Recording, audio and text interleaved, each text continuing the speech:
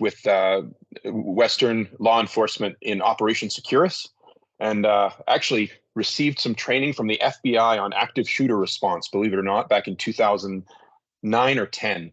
I can't remember now. So I've done a fair bit of this work, but I got my start in retail security.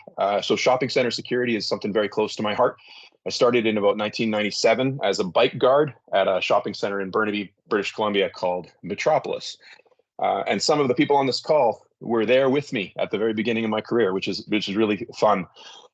It's nice that we've got a close-knit group and community, and we've been able to work together for so long. But enough about me. I'd like to introduce our guests. I'm going to give them a very brief introduction and then let them take it from there. With us today, both from the Halton Regional Police Service, we've got Constable Carrie Foster. She's a 21-year police veteran. And with her today is Harp Bathel. He's also with the Halton Regional Police Service, and he's been a police officer for about 18 years. So I'll let you guys take it from here to introduce yourselves and kick this off. Thank you. Okay, thank you, James. I appreciate that. First of all, thanks, James, for inviting us, and hello to everyone. We can't see you. Hopefully everyone can see and hear us. It's our pleasure to be here today and to take some time and share some information with everyone. So as James mentioned, my name's Carrie Foster. I have been a police officer for 21 years. I started my career actually with Peel Regional Police, which is more Toronto area in Mississauga, Brampton. 2006, I think I came over to Halton, and Halton Regional Police, we look after Burlington, Oakville, Milton, Georgetown, Acton. So we're just kind of west of Toronto right now and east of Hamilton, if anyone's kind of familiar with the area. My career, I've spent quite a number of years on the road as a road officer. I've also worked in our central lockup area, so where we had people held for crimes, bail, you name it, they would spend some time with us. I've also worked in the child abuse and sexual assault unit, also elementary school liaison officer, and currently we were transformed into the youth engagement office, or team as we call it. So that's a little bit about me. Oh, perfect. Awesome. Thank you. Thanks once again, James. Hello, everyone. Thanks for having us on the call today. So yeah, just a little bit about myself. My name is I'm Constable Harp Bathel. It's Harpreet's my first name, but just the nickname Harp has kind of stuck around. Officer Harp, sort of working with the youth. It's an easy name to remember. I've been a police officer for 18 years, as James mentioned. I started in 2005. Always been with Halton Regional Police. Started off as uniform patrol on the road. I've worked some plainclothes type of units, neighborhood response team.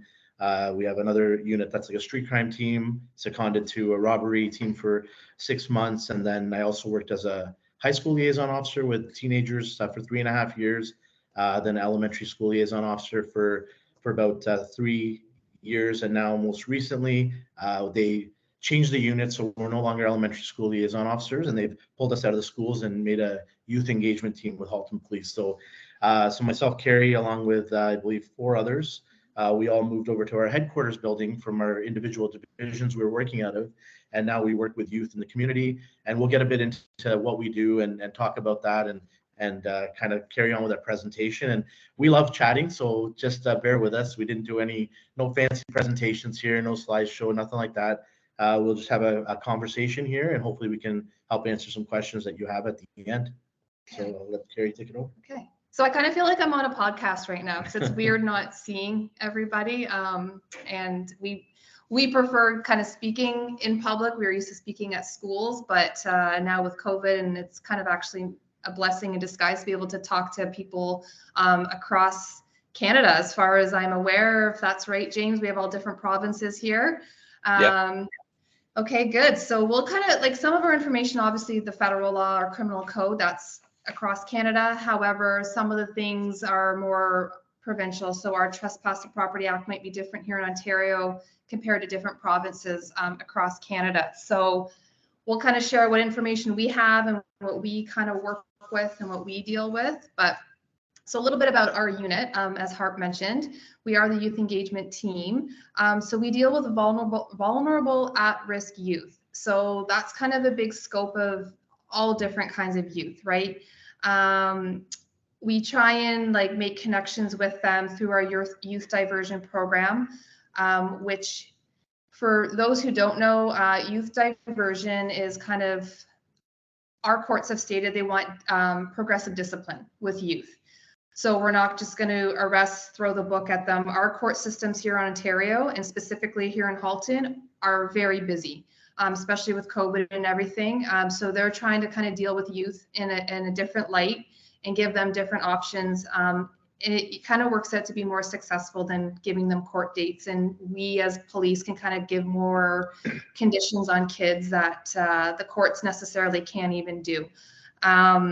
So we kind of work in partnership with schools, community stakeholders. So we are fortunate here in our service, we have social workers that we can work with directly, hand in hand, that are also able to help us support youth that may come across our desk. Again, whether it's a youth diversion case, so that means someone that's committed a criminal offense, more of a non-violent offense. So we're talking, you know, I say more minor assaults, but assaults that are happening at school, maybe some vandalism out in the community, thefts, stuff like that. So if they're a candidate, so they have to accept ownership for their crime that they've committed, and be willing to participate in this diversion. So it's a 3-month program for them, which is kind of like a probation. So they'll have conditions on them where they have to attend school, no lates or skips. They have community hours to participate, because here in Ontario, they do need 40 hours of community service to graduate high school anyways. And other things, whether it's follow rules at home, attend counseling sessions. Every youth is different, as you can imagine, given, you know, their background and their home life and where they're coming from. So we try to accommodate what's going on in their life and set their diversion up for them specifically for success. That's kind of our goal. So our diversion, again, is for anyone that's between ages 12 and 17, as the criminal code states. That's what a youth is. So it's standard for them for that. So any kind of program we can do. And then again, so our job, Harp and I, for 3 months, we have a youth. We're doing everything we can. We're kind of their biggest cheerleader to get them through successfully. We're out in the community with them sometimes. We're doing community hours with them, because a lot of them don't have that support at home, or that guidance, or those role models. So, and that's a lot of the things too that tends to kind of get them in trouble.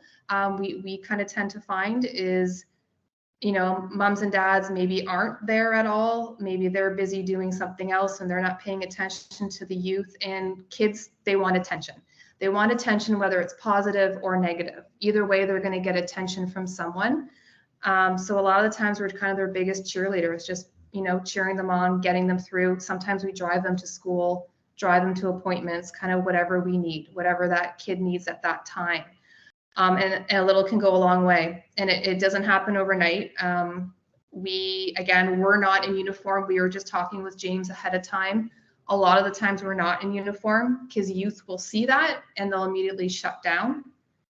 So they know we're police officers. So even that, we are kind of behind the 8 ball with some of them, because no matter what we're wearing, they'll just see police, and some of them won't kind of open up or want to communicate with us. So we tend to wear our plain clothes and just act like normal people in society, which we are, but we do have a job to do too. So yeah, that's kind of what our diversion is. Again, this is all kind of dictating from our courts. I say progressive discipline. So if a youth gets in trouble, we put them on diversion. They 9 times out of 10 successfully complete that. If they don't, they're well aware that they could be charged with that original offense at the end of it. And so once they're done with us, they go on about their ways again. And let's say they get in trouble again, you know, some type of criminal offense, a couple of things can happen. Again, it's all case by case, but they could be put on diversion again, or we could be looking at a warrant, a youth warrant, where, you know, we're warning them for a criminal offense and saying to them, next time you do that, you know, you will be charged. So if they get that warrant, and let's say something happens again, then yes, usually we are going to go ahead with a charge, because it's, you know, now they're not getting it. We've given them 3 chances or more usually. And that can be frustrating for us, because sometimes we feel like we're dealing with the same youth. But again, like now that we've kind of taken a step back from our regular police work and seen more of a social worker side of it.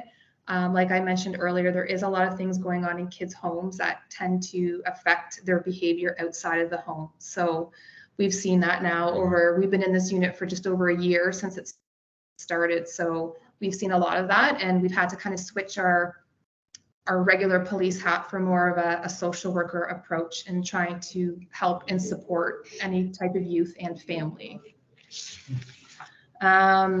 So that's kind of that's our main role, but we also do a lot of other things too with youth. We have different kind of like our outreach kids, that can be an array of different things. Again, a lot of them have suffered some kind of, I don't even know what to say, trauma, big event. Yeah, something in their life, like something that's taken place, or it could even come down to like mental health type stuff, and like other things going on, or just not that support. Factors, no support. Some type of kind of barrier we find in their lives, and through outreach, that again, so outreach it's good, and it can be challenging for us because these youth aren't bound by anything. They don't have to talk to us. The outreach youth that we get are coming through usually our road officers that are maybe going to domestic calls at home, and it's the same kid kind of acting out, maybe taking off from school. It gets put through our social worker and usually comes to us to say, hey, this kid might need some help and support. So we take it as, okay, well, let's go meet the youth and see what's happening. And that could be anything from having a coffee with that kid, going out for lunch, maybe going to the gym with the youth, playing basketball, trying to get them engaged and doing things to fill their time that they probably don't have that opportunity to do on their own, or with maybe the ways and means of their parents or their guardians that they're living with. So again, like I said, that can be challenging because a lot of them are shut down, and maybe they've had people come and go from their life that think, oh, officer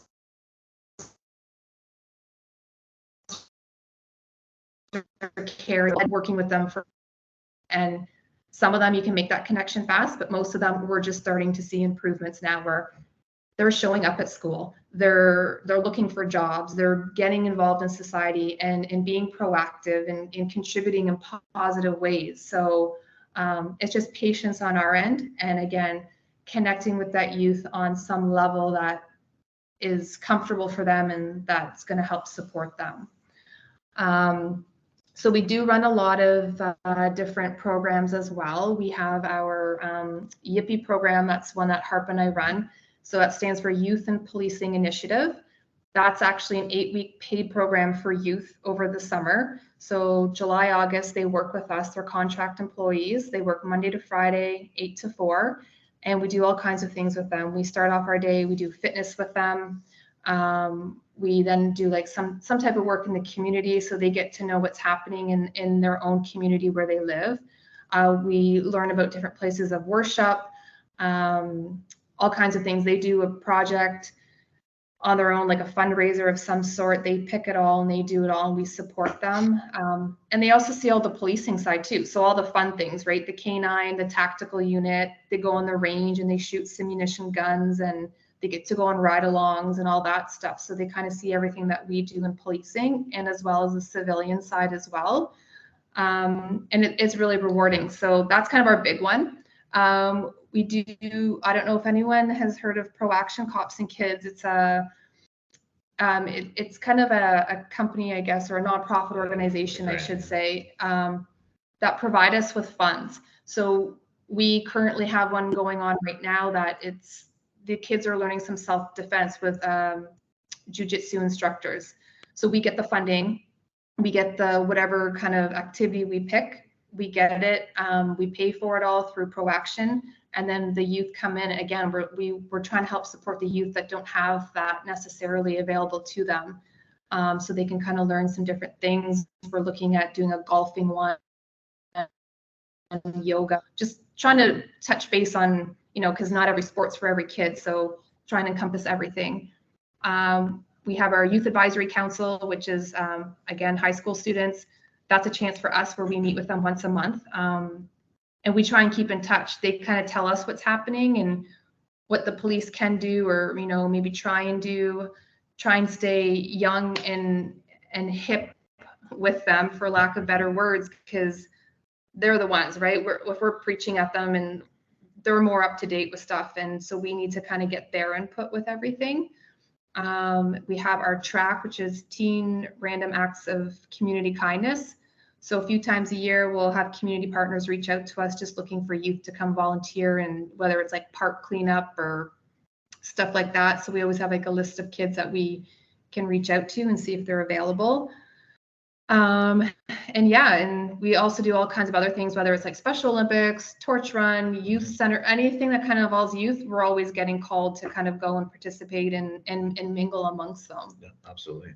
So yeah. Okay. Well, that was a lot. That was a lot. Yeah. No, thanks, Gary, for that. So yeah, I'll kind of take over from here. I mean, that's kind of a bit of a background on what we do in our current role. And we kind of want to paint the picture. I know that everybody that's on this call today, obviously from different backgrounds, and I know there's like a lot of security, I think, and maybe other partners of different, property management, things like that. And we talked about some, talking about uniforms and things like that. I just kind of was writing a few things down here, just so I remember. So we work usually in a plainclothes capacity. I'm just going to touch on that.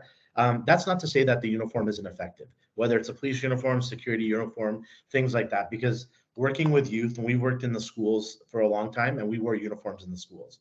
It was never, and that's just up until recently. So even now, we still have high school officers with our service that work in each district in the schools, and they're in full uniform. So it's a police presence. I know a lot of people see police or security, and it's kind of a peace of mind for the most part. A lot of times it's somebody they can go to a safe space, and a lot of times it is, and then sometimes it's not. So I know Carrie talked about all the work that we put in working with the youth. It takes time to build the rapport with them, and we got to be patient. So it's all about patience, and it doesn't happen overnight. I just want to make sure I'm still. James, can you still hear us? We good? Okay. Oh yeah, yeah. You were frozen there on my side, so No. I apologize. So I'm riveted. I'm just riveted. Yeah. That's all. Yeah. I was gonna say it's amazing. He's got a pose.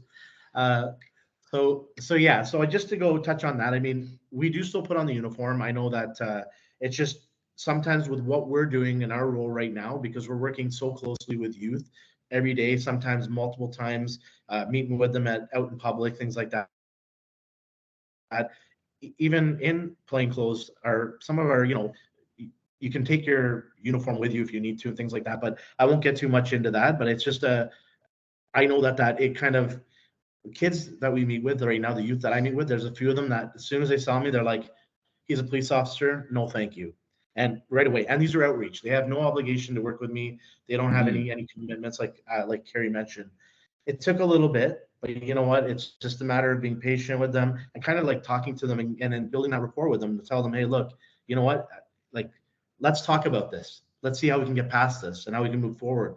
And that's kind of my next topic I'm just going to get into is like, how do we communicate with the youth and how do we talk to them? Or like, I'm not an expert at this by any means. These are kind of experiences we've dealt with over the years. I mean, between Carrie and I, we've probably got about almost 20 years of police, or 40 years, I should say, 20 apiece almost, right? So we've dealt with a lot of our community here, so we can speak about what we've dealt with.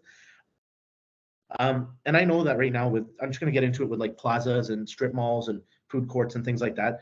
There are a lot of issues with youth, and it's happening in the communities. We see it all the time. And it's not always a bad thing, and that's what we kind of want to share as well, right? I know a lot of people, even with our service here, half of our colleagues we work with, they're like, I don't know how you do it. I don't know how you work with youth. Every time I deal with them, it's like instantly there's this or that, and it's sometimes a challenge. But I can tell you right now, we know there's ongoing issues at these plazas because we deal with them all the time. We know there's issues in the food courts, parks, and things like that. And how are these calls generated? That's the biggest thing, right? These calls usually are generated through members of the public, store owners, and then of course security. A lot of times security officers are at the mall or they're here and there, and they have constant issues with certain people or groups, and then we get called or the police get called, and then we have to come in and deal with it. And there's really no right or wrong way to deal with these situation. We can tell you, I mean, and Carrie would agree with me, is we all want to avoid confrontation, right? That's kind of the biggest thing. Like, a lot of times, if you give them the respect, and when I say them, I'm just talking in general, a group of youth, let's say, whatever. Let's, for the sake of it, 12 to 17-year-olds. So now a lot of times younger. You get the, the 10 and 11-year-olds as well showing up. But I've found from my experience, and I know Carrie can probably agree with me on that, it's just the approach, right? Like if we have kids that are coming around a plaza and they're just hanging around loitering, and sign right behind them says no loitering, and we walk up to them as maybe management of the property, or right, we call it agents of the property if we have, I'll talk about that a little bit after with some trespass authorities. If we show up and say, hey, get lost, you're not allowed to be here, you can't stand here, I pretty much know what kind of response I'm going to get from at least one of them. If it's a multiple, if it's a bunch of them hanging around, there's usually going to be one in the group that's going to talk back or ask something, or challenge that. A lot of times the approach is very simple, and I don't want to say it's common sense, because to be honest, it's not the same for everyone. I'd like to say it's common sense, but that's just from experience now. I've seen it, right? But it's your approach. Simply, if you go up and say, hi, hey, how's it going? How's the day going? This and that. Like, what are you up to? And you'll probably get, yeah, we're just here after school. We're bored. We're hanging out. We want to skateboard. We got nowhere to go. Or our friends in the Hasty Market getting a slushie or whatever it is. Okay, you build on that and you work on it. But if we roll up and say, you can't be here, the sign says, well, I'm telling you right now, they're probably going to tell 10 of their friends, and there'll be double the group there next day. So just small things to keep in mind. I know that sometimes you get groups of kids, and I'll talk about convenience stores because we deal with this all the time. At lunch, the schools all have these, they used to have staggered lunches, and now they have so many high schools in certain areas that everybody gets out at the same time. So now you're not looking at 30 kids, you've got about 200 kids, if not more, walking up to a plaza at the same time. And it's intimidating. We get calls just from pedestrians and people walking their kids or out driving saying, oh my God, I think there's going to be a fight. There's 300 kids walking across the street. Well, no, that's every single day. That's the school letting out for lunch. It's what people see and perceive and how you take things in, right?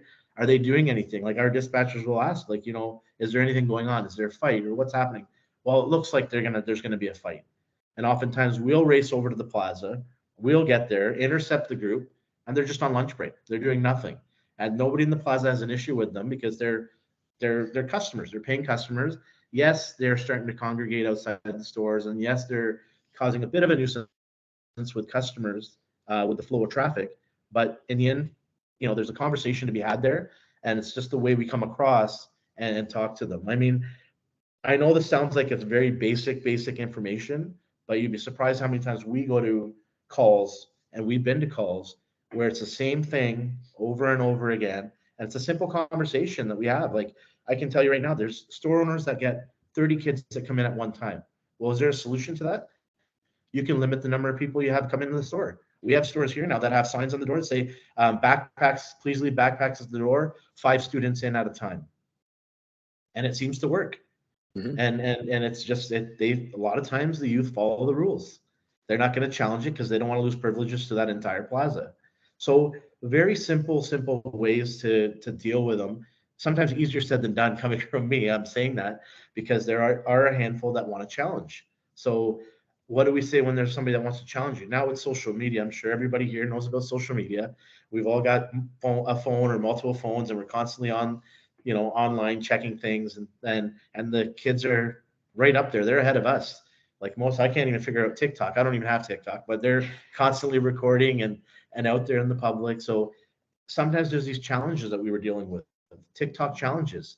Youth are showing up at plazas, at places, and one's filming and the others are going to go do something funny at the store or in the plaza to create a scene. And then if we go racing over, or if anybody, a store owner or a security or anybody approaches them, well, they're going to be part of that TikTok. So we got to keep in mind, you don't want to show up and start yelling at them and all that too.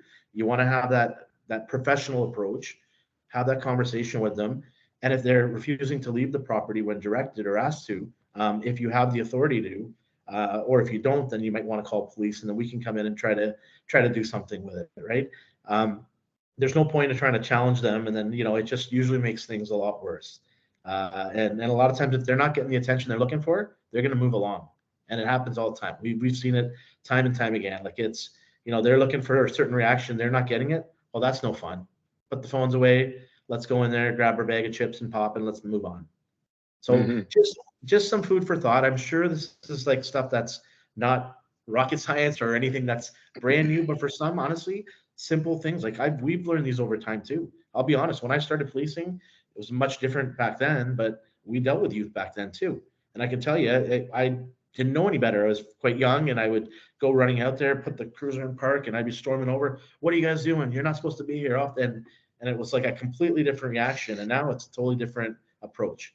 It took me time, and you got to have the patience, but it works. Communication is huge. It's and we're taught that in our training all the time. Like we call it, different types of communication, tactical communication, whatever it is. But honestly, that's usually how you can de-escalate a situation. You can usually get through, I think, I'd say 80%, if not more, just with communication.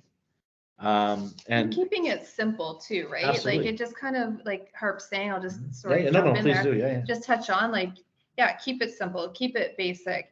Like the whole loitering thing, instead of just saying, hey, you can't be here, it's, hey guys, again, what's going on? And, whether it's certain time limits, you can't be hanging around here. Just kind of bring it to their attention. Kind of set them up to let them take that leap if they're going to kind of progress or take that next step and want to be confrontational with you. And as hard as it is, whether it's with my own kids or as us as police officers dealing with youth, you got to take that step back and remember whether you're the adult, the person in authority, and just kind of bite the tongue and just try and keep it calm with them. And then that's when you need to, if you are the store owner, if you have that security to rely on, or if it's not going well with security where you don't want to take that confrontation, then call in the police. And because kids will challenge you on that. They'll challenge you on everything, right? So sorry. No, please do. That's good. I was just rambling anyways. Yeah, no, it's good. Exactly what Carrie said. It takes time. And another example I can kind of give you here is there's a plaza not far from us here, just up the road. There's a couple of high schools in the area, a couple of elementary schools, and that plaza is already busier than ever. I was there this morning dropping off dry cleaning. I couldn't find a parking spot for the life of me. And you put about 200 kids in that lot at noon hour, and it's just complete chaos.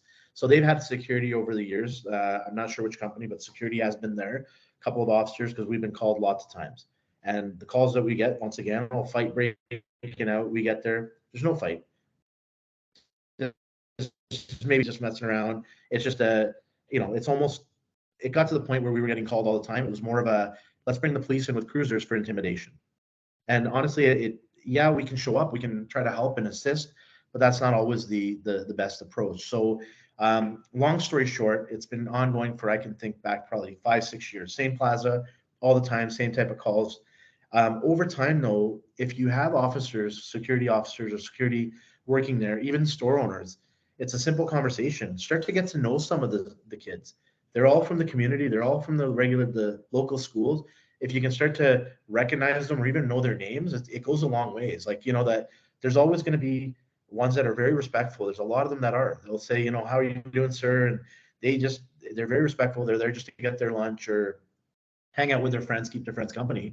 But by just giving them that little bit of time, and over time, you're going to get to know them and you'll get a lot of respect. It goes both ways. And that's what we find works. Like it's been huge. So that's that plaza there. So recently what's happened there, same thing was happening. Security was there. It's been an issue with numbers being there, not so much of like theft and fights and things like that. But they've had a few incidents, don't get me wrong, where other schools have shown up because they know kids from that school will be there and there might be a fight or something that's planned at the plaza. So we recently got authority to be, agents of the property is what it's called here. It's trespass authority. So the property management in Ontario here for us anyways in Oakville are able to draft up a letter saying that we, Halton Police, can now enforce removing anybody from that property at any time. So now that we get called there, we can trespass somebody from there. They could potentially be charged if they don't obviously want to follow the rules and things like that. It doesn't have to go there, but that's now kind of, it helps us out as police officers too, because a lot of times we're getting called, big fight in progress, might be weapons, this and that. We're flying there, lights and sirens, 5-6 cruisers show up, nothing's going on. Well, we've taken away from somebody else that might require an emergency call, and we're showing up here. So at least this way, and a lot of times we had no authority to do anything. We would show up and they're all youth. We'd have a conversation. Most would scatter, most would take off running, and then we got nothing. Just everybody's kind of, I don't want to say wasting time, but it's sort of, we could have been used elsewhere if we needed to for an emergency call. But with having this trespass authority, I know it's different from province to province. We've learned that. We've had this conversation with James. But here, we can now enforce that. And if they know that, and let's say in the chance we have an issue with somebody and we have to trespass them from the property, well, guess what? It only takes one or two to get trespassed before the word spreads like wildfire. And nobody's going to want to mess that up, especially if they rely on that plaza for their Starbucks coffee, if they come in there to the chicken place or the pizza joint, and now they're banned for a year or whatever it is. So having that little piece of paper with us right now, it's kind of one of those things where we can use it. We're not going to go and abuse it, but we can definitely say, hey, look, we have this authority now. And if we're showing up here and you're not going to listen or follow the rules, let your friends know as well. And this is what could happen. The one other thing that I will just, before it's still in my mind here, is touch on is we've also reached out to the schools in the neighboring area, which is a good thing that business owners and management and property management can do. If you're having an issue in a certain area or pocket of town, and it's kids from a certain school because their uniforms they're wearing every day or whatever it is, like you kind of have an idea, there's no harm in reaching out to the principal or staff member of that school, somebody that's in charge, and saying, look, this is what's happening. Wanted to bring it to your attention if you're not aware of it. It's been an ongoing issue. We're getting to the point where we might start having police come in, or we might.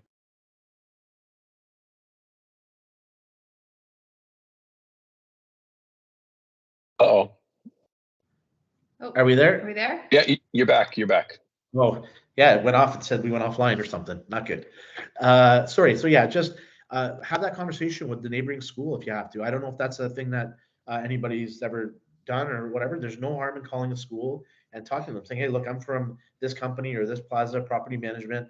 We're having this issue. Before we escalate it, we just want to let you know. And they have no problem a lot of times, at least with us here. Well, they'll send out a notice, an email blast to all the parents, or they'll make an announcement on the PA system at the next assembly, and the word gets out there. So it's very, very effective. Just small things to kind of, keep in mind.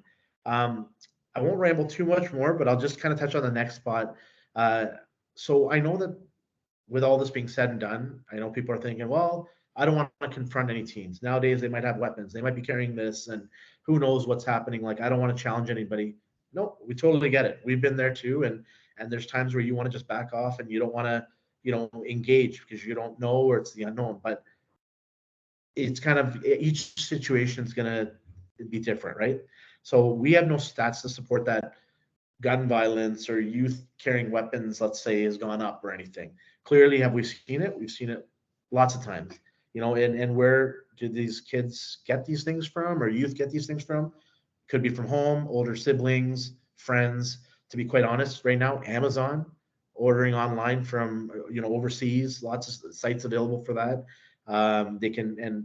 We've gone into how many convenience stores in our areas and stuff where you walk in, I'm like, wow, I can buy a butterfly knife and buy this and that. We've had some of our units. Brass knuckles. Yeah, brass knuckles. We've had some of our investigative units who've actually gone in and done search warrants and shut down some shops because of that kind of stuff. Because they're selling to young people, right? So they can get this stuff anywhere if they want to get it. It's available. You can go buy an airsoft pistol or a BB gun at Canadian Tire.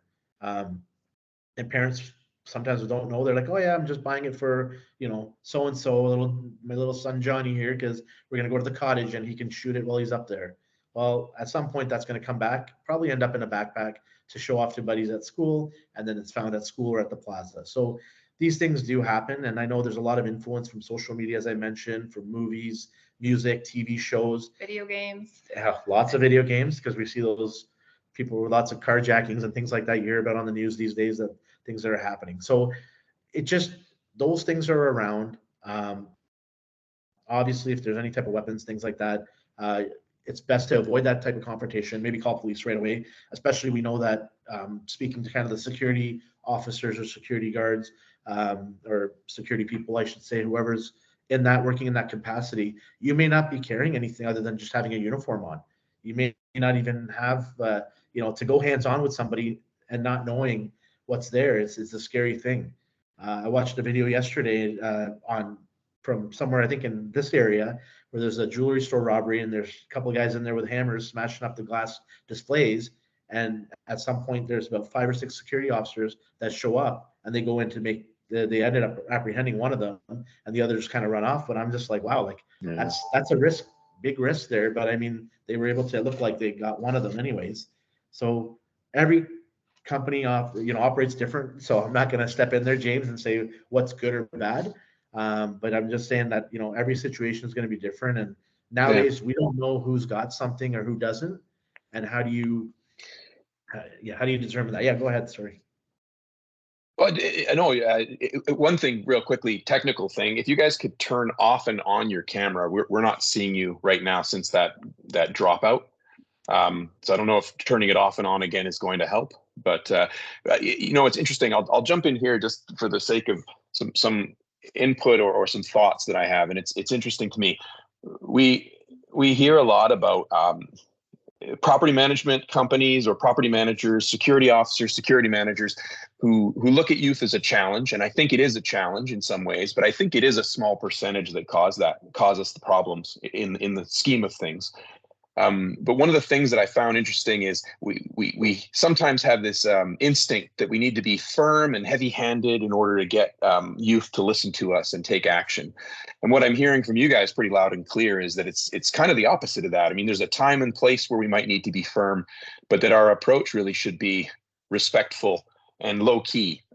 Take it easy and try to be, I think, I liked Carrie saying sort of being hip or being cool and not being, a typical adult to the young people. And to me, it comes back to relationships. And when Carrie and Harp and I met, spoke a few days ago, I brought up a story that I'm going to share because I think it's interesting. So Constable Harp said, Constable Harp's kind of his nickname, and the kids start to get to know him that way. And it reminded me of a story I heard on a podcast called Choiceology, where they talked about a police officer in a small town in the U.S. who I don't quite understand how he got this nickname, but the youth in the town nicknamed him Birdman. And I don't know why. I don't know if he had bird-like qualities or if he could dunk. Like, I have no idea why they called him Birdman, but they called this officer Birdman. And the interesting thing they noticed in the town is that youth misbehavior and criminality went down when this guy got into the community and started engaging with kids. And what they figured out was essentially, as the kids became to know him as Birdman, even though he couldn't remember all their names, he still engaged with them all the time. And he had this reputation of being Birdman. When they would interview the kids and say, well, why do you behave? Like, why don't you, do bad things? The kids said, well, are you kidding? If we do, Birdman will catch us because he knows us. He's going to catch us. So it was an interesting psychological thing. If you want to look it up, it's called symmetrical versus asymmetrical relationships. But essentially, he created an asymmetrical relationship, which is all the kids know him, and so they think he must know them too. That's a really simplified version of what an asymmetrical relationship is. And it causes improved behavior. So if we apply this in a shopping center environment, I could see the potential for if security officers make an effort to engage with these kids. Hey, I'm James from security, or I'm Bill from security, I'm Joe, I'm Joan, whoever from security, and nice to see you guys here today. Thanks for coming by. Like, if they're not doing anything wrong, just be cool and chill. But you end up creating this asymmetrical relationship where if the kid start getting antsy and they start thinking, let's vandalize this, or let's put a tag on this wall, there's more of a chance they're going to stop each other and kind of go, well, no, if we do, the security guy, he knows us, he's going to catch us, he's going to know it was us, and then we're going to get caught. So I think there's a psychological factor there we can leverage a little bit to help encourage better behavior from kids. Because as Harp said, I think one thing we're seeing, and it is concerning, I think, unfortunately, I do have statistics to support that more youth are carrying weapons like pepper spray, batons, and edge weapons, and they are unfortunately using them on each other. We've had incidents across Canada where youth have met in the food court, and a lunchtime sort of schoolyard rivalry spills over, and then unfortunately one feels the need in their impulsive youth mind to use this weapon on their classmate or their former friend or whatever it is. And that, stabbings can be very serious. Obviously, they can be fatal. We've seen a few very close calls across the country in shopping centers. And then pepper spray, I don't think the kids think about it fully, but that impacts every single person in the area. And for those that don't know, pepper spray can be really harmful to children, like under 3. You can actually cause a very serious situation for a child under 3 with pepper spray. And I'm confident the kids don't think this through. I don't think they're thinking about the fact that it's going to affect the whole room.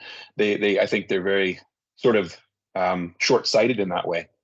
But another interesting thing that you guys said that I really liked about restorative justice, more or less, you talked about that. Most provinces have that now. It seems to be the approach of choice for dealing with youth. But the thing I was going to say is, in the shopping center world, I've always found it interesting. The kid who is trouble today is probably going to be an employee tomorrow working in the shopping center, because the shopping center is like a miniature city almost in our communities, and it's a huge employment base for teens and youth and first-time jobs. So it's interesting to me that these kids end up being employees tomorrow, and then a week later they're customers. So they become something that's valuable to us. Without me droning on and on, one thing we talked about briefly was there was a story in the paper, probably a year ago now, about a shopping center that was struggling with youth coming over during lunch hour from a school nearby. And I guess the youth were causing, I'm going to describe it as accelerated wear and tear. But really, they were being abusive with the property, kicking doors open or being rough with equipment in the bathrooms, maybe doing tags and a little bit of minor vandalism stuff when they would come over for lunch. And the property's response was to essentially ban all youth from entering. And it was an interesting response in my mind, because it was a bit of a knee-jerk reaction, I think. And it didn't really address the root cause of the problem. All it did was really upset all of the food court tenants in the shopping center who had prepared for thousands of dollars of lunch sales, and suddenly it was cut off. They weren't given any notice. I think it may have been handled better. But the long story short, I don't know. What are your thoughts on that? What that story I just described, where they just chose to just ban all the kids and make it so they can't come in?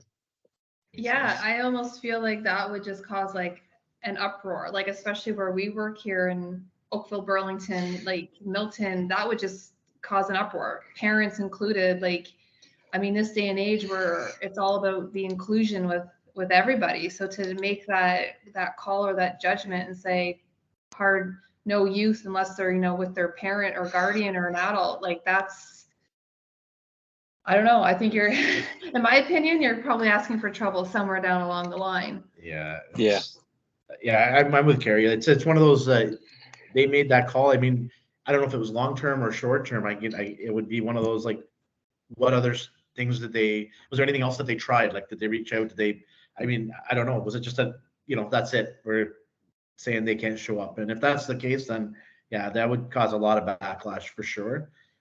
Because most of those kids, like you mentioned, James, that I bet you, depending on the schools in the area, half the youth probably work in the mall. You know what I mean? Yeah. Like, so, yeah. And I think the problem was probably only caused by a small percentage of them too. Like, it's sort of funny to punish the whole group for the sins of the few.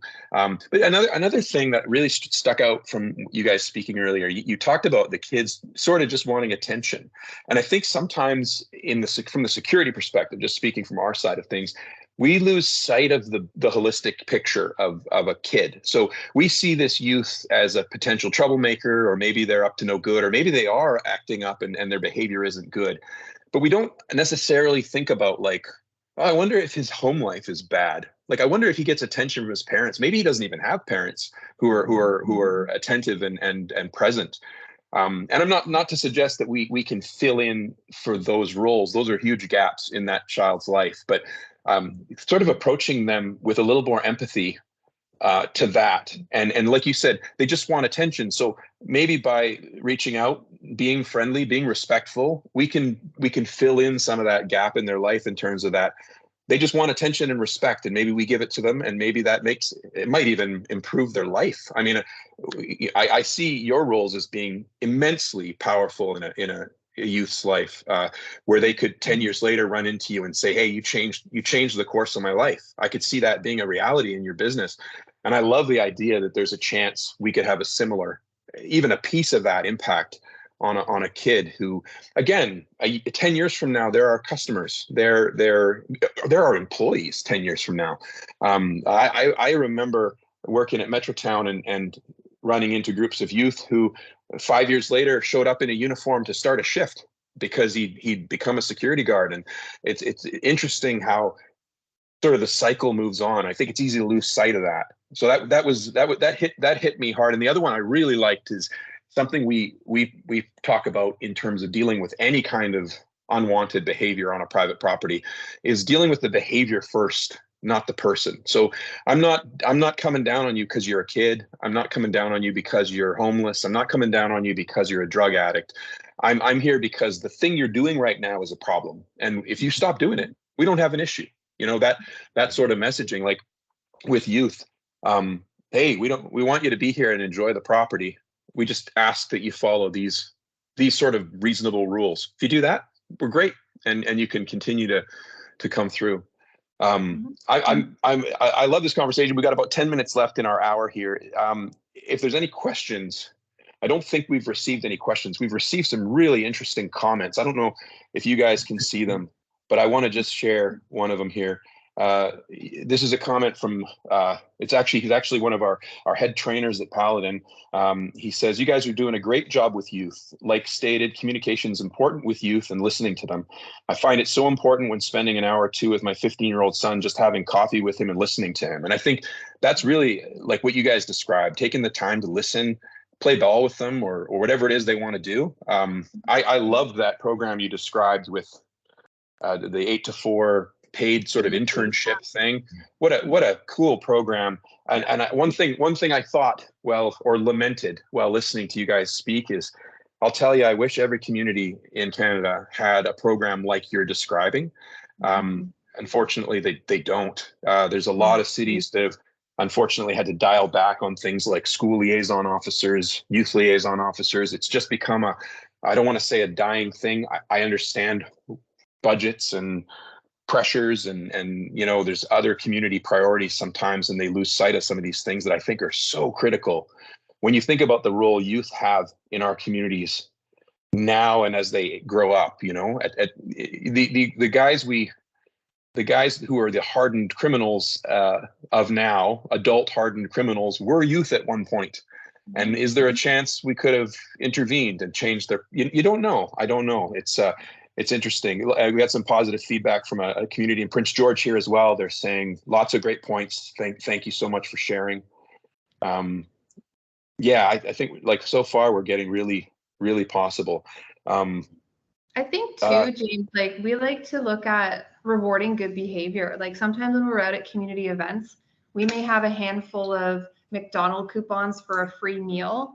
And like when we see kids doing positive things or just being, you know, good at that time, recognize that. There's nothing wrong with that. So if we're talking about a food court in a mall or something, you know, if it's security in there and they just see kids being normal kids and shopping and having fun with their friends, hey, here's a free slushie coupon to go get at, I don't know, Dairy Queen or a Blizzard or something like that, like little things. Because, and you touched on too, I just wanted to add, like, you know, like kids don't understand maybe the severity of deploying pepper spray or something like that, where we know as adults that their brains aren't fully developed, right?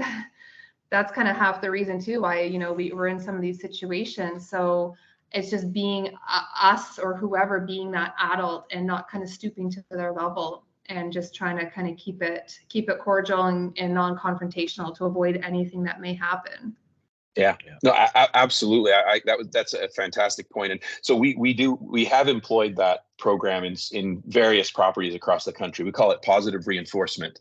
Yeah. So essentially, if you see a youth hold a door open for a senior, or if you see a youth, they're like you said, they're just behaving the way we want them to behave, and they're being good. Give them a coupon for a Tim Hortons or an ice cream or something, and thank them. Thank them like, hey, thanks for being here and being good customers. And like you said, I think that spreads too. Like the kids who get the ice cream for free go back to school and they go, hey, guess what we got? We got ice cream for free. Why? We're good. We were quiet in the food court and put our garbage away when we were done, and they gave us coupons for ice cream. So I think that stuff has a lot of impact here. We've got a couple of questions I want to try and blitz in the last couple minutes. So one of question from one of our communications team members: is it possible that most of the troubled youth don't even really want to be there? They're just strongly influenced by the really troubled ones. You know what I mean? Like, we've got a handful of really troubled youth. Is there peer aspects to this? Yeah, I think it kind of comes down to that gang mentality. I mean, when I say that, I'm not talking about actual gangs. It's just comfort in numbers. So if you have one youth, two youths on their own, chances are you're not going to have that issue. But the minute you kind of get a group of them together, they start feeding off of each other, right? And that's when us as adults or authority can find ourselves kind of sucked into that rabbit hole, and you can go down real quick in it. So I would agree with that the majority of them don't want to do it or don't want to say it, but because, oh, my friend Harp here is doing it and I want to be cool and fit in so he doesn't pick on me, I'm gonna join in and do the thing, whatever it is. Yeah. Mm-hmm. Yeah, no, I agree. I there's exactly the same thing. Yeah, it's always that, and it's that one-off group that might cause all that stuff, as James mentioned, and every situation is different. So how do you deal with them versus other groups, right? Just that it's a tough situation, but that approach, anything you can do to, like, I've got one note here I'll just say before we get to the question. I think we put oftentimes it's up to us adults to set the tone. So we that's just one of the points, right? I mean, what we mean by that is, like, if there's something going on, like it's our store or our mall or our area, whatever, like, we want to make sure that we're in there, not in a mean way, but we set the tone. Like, we have that conversation up front, right? Not let the youth control, because that's what happens. A lot of times they take over and it's like, oh, what are we doing? We've lost all control here, right? So youth usually will respect us, and as adults, for the most part. Yeah, no, I agree, and I think it's a two-way street on the respect. And I think a couple of points as we wrap up here, I'm just going to give to the group on the call here. So I know a lot of us represent shopping centers, and one of our tools for dealing with youth that are misbehaving is we call it a banning or a barring. So we tell that youth that they have lost privilege of access to the property, and there's usually a duration on it. And I'm not going to tell anyone on here what to do. That's not my role. I know there's people representing other security companies. I know there's people representing properties that aren't serviced by Paladin, and that's fine. I think we're all on the same team, all trying to achieve the same goal here.